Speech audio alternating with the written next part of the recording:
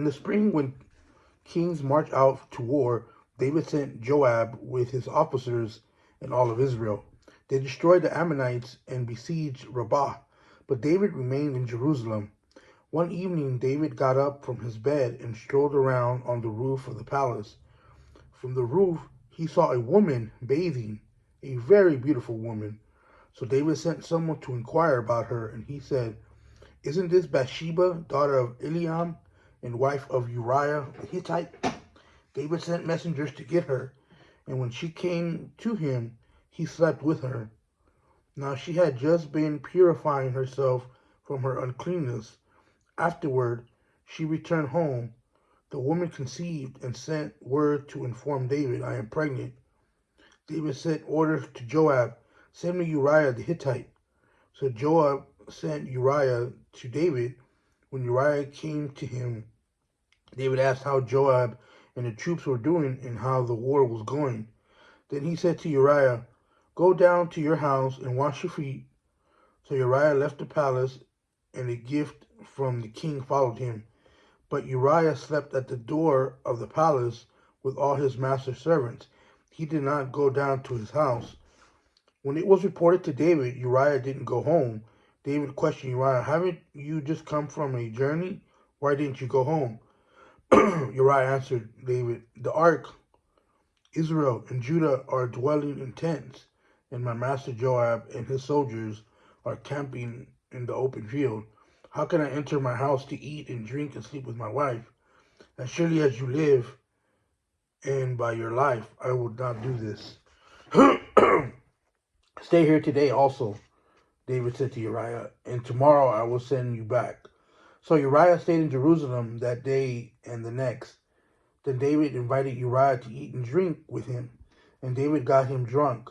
He went out in the evening to lie down on his cot with his master's servants, but he did not go home. The next morning, David wrote a letter to Joab and sent it to Uriah.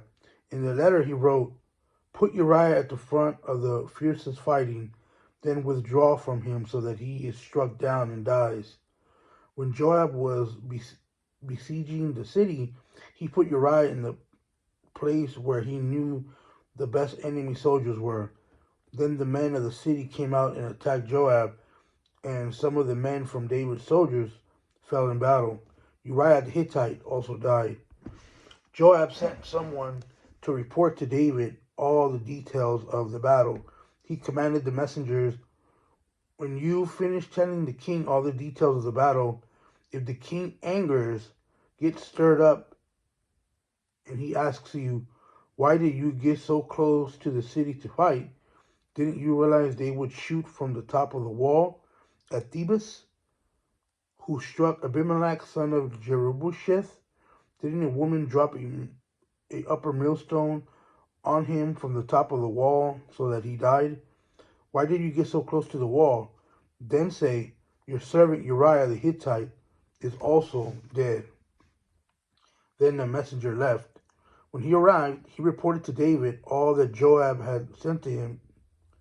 The messenger reported, "The men gained the advantage over us and came out against us in the field, but we counterattacked right up into the entrance of the city gate.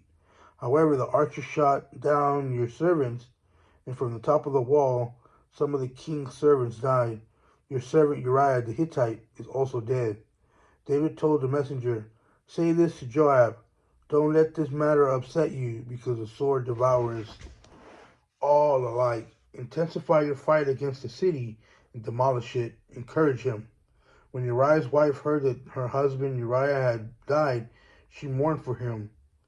When the time of mourning ended, David had brought her to his house. She became his wife and bore him a son.